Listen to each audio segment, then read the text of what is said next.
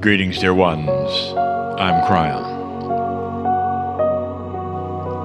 Come a little closer. That's an invitation. Coming a little closer means so much more than you think. I only started saying those words recently. It's a plea. For those listening to understand there might be a way to enhance the spirituality or that belief in a higher power, to enhance it above anything you were ever told. Humanity lives and breathes in a dimensionality of four. The four dimensions you live in: height, width, breadth, and time. But there's so much more, and the scientists know it. You don't live and breathe in multi-dimensions that you recognize, but they've always been there. Only recently, biologists have realized that some of what you call the core you, the DNA, it has multidimensional aspects. That is the basis for quantum biology. A study of you reveals you are multidimensional, past four. It's an odd thing to think of, is it not? That there could be realities within you. But scientists are starting to take it apart and look at it. And things are now being revealed. And that's how we start this, and we always do. Especially to those who haven't heard this before. There is a shift on this planet. And the shift isn't just that more light is coming. The shift isn't just that things are starting to happen to stir things up. There's another kind of shift. It's a shift that allows people to think bigger. Things are starting to occur to regular folks all over the earth that they never have thought of before. Out of the box thinking, you call it, when they start analyzing what they've been told. And some of them shake their heads and say that can't be totally correct. There's got to be more. And this is what we count on. This is what we told you was coming. It doesn't create a planet that suddenly ascends or suddenly believes a different way. It creates a planet that starts to look at unrealized truth. You'll hear that from my partner again. Things that are unrealized are things that always have been there, but haven't been seen. You might call it a slow awakening of just about everyone. It changes what people expect and want. Eventually, it starts to change those who have choice over their leadership and starts to want to have those in charge that are more compassionate and less angry. For those who have ideas of compromise instead of that which is following a certain track. And that is what begins all of this. And we've said to look for it. It doesn't happen fast, dear ones. Protocols start to change that have always existed. There's an awakening of what's right and what's not, what's tolerable and what isn't. And that is what is going on right now on the planet. It's slow. But it starts to change minds, attitudes. Some go into fear because they don't want the change. And others go into release because they realize what they're missing. There's something else there.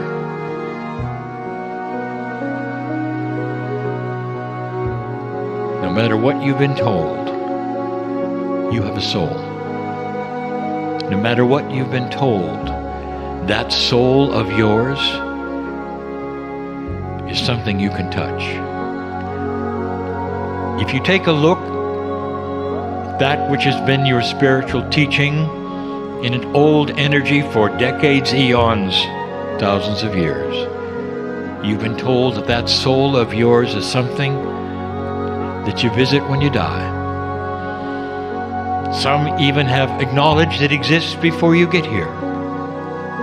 So much of the religion of today tells you you're nothing, and suddenly you get a soul when you're born. And then when you die, it's there to be punished or rewarded. Couldn't be further from the truth.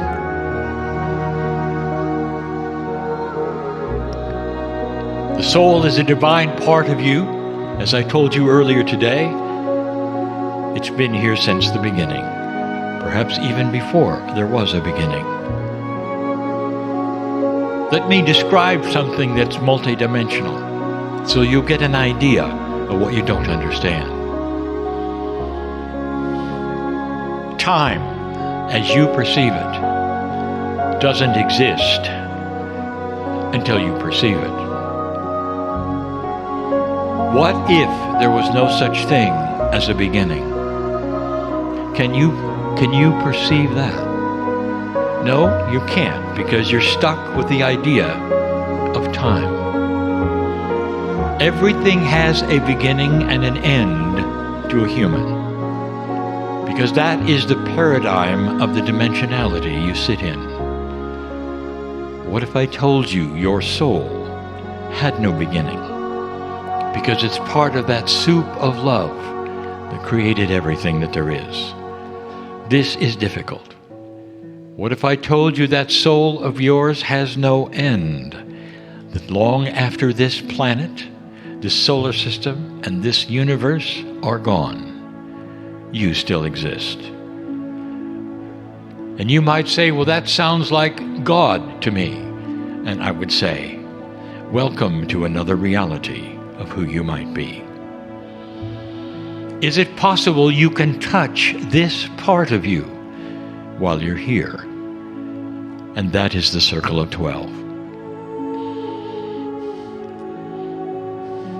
It started not long ago that I began these meditations.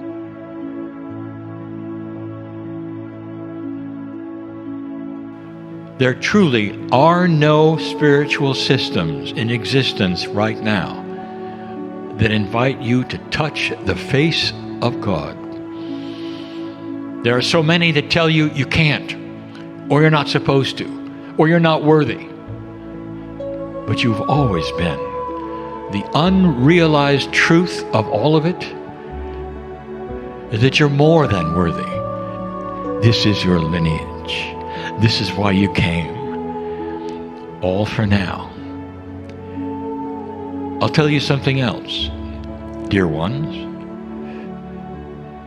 If you existed before you got here, have you ever thought of what you did right before you were born? Did you have any say in when you would come, or who you might be, or who your parents might be, or what you would go through, or what culture you would land in, or what gender you might be? And the answer is, you had control of all of it. You and the group around you of souls that you've always been with. How's that for something to think about? Now, the truth, you may not agree, but I was there. We'll call it the wind of birth, a wind of potential that you go right into, right before you're born. You wanted to be here during this shift. Now, when you were born, dear ones, I'll tell you, there was a potential of going just the other way. How many of you heard about that which might occur at the year 2000 or thereabouts? And it was going to be horror. a world war, death, destruction, Armageddon, you all heard it. Because it was in the field. Something was going to happen at the year 2000 or beyond. You came in anyway. It could have gone either way. So much prophecy said you would not make it past this precession of the equinoxes that's coming. And it came. And there was no third world war. Instead, there was something else. The beginning of light. The predictions, so many of them, from the indigenous, told you of these things. And here you are.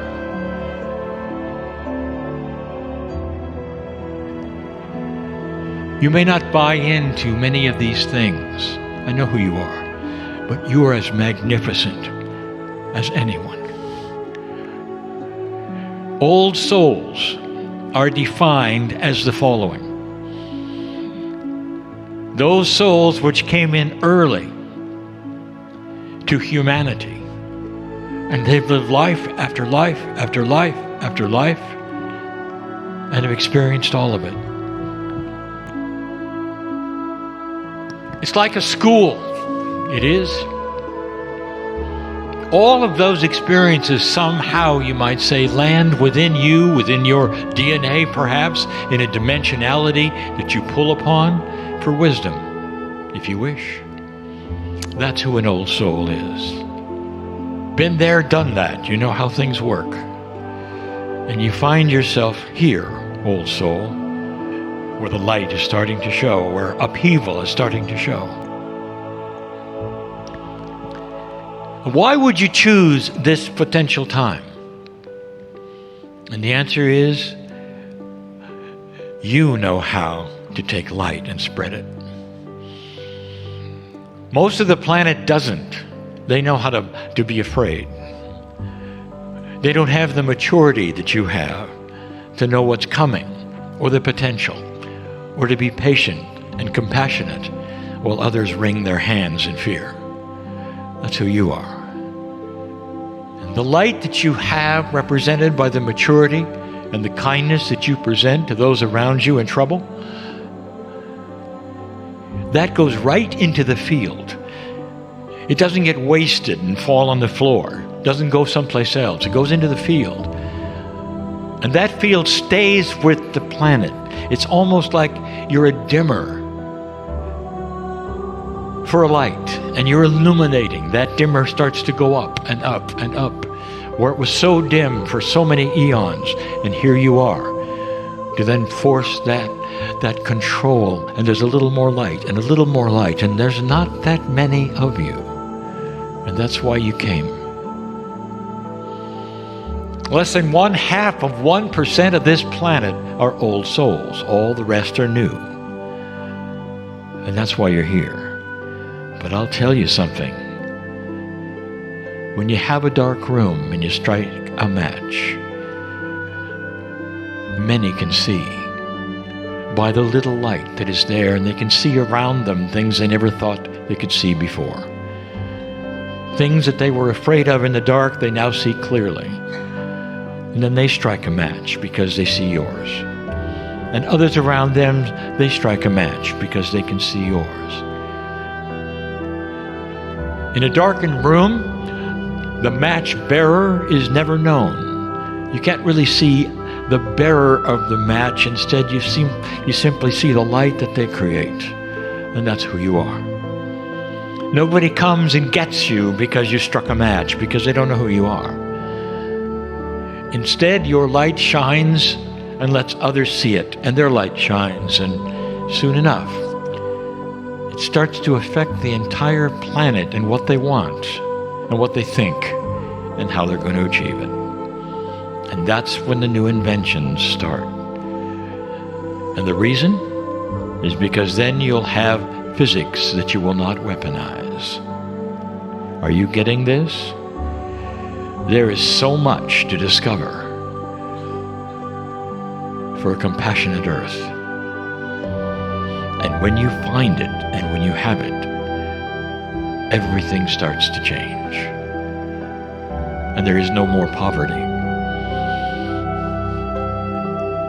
There is no more death, not like now. Everything starts to change. That's why you're here.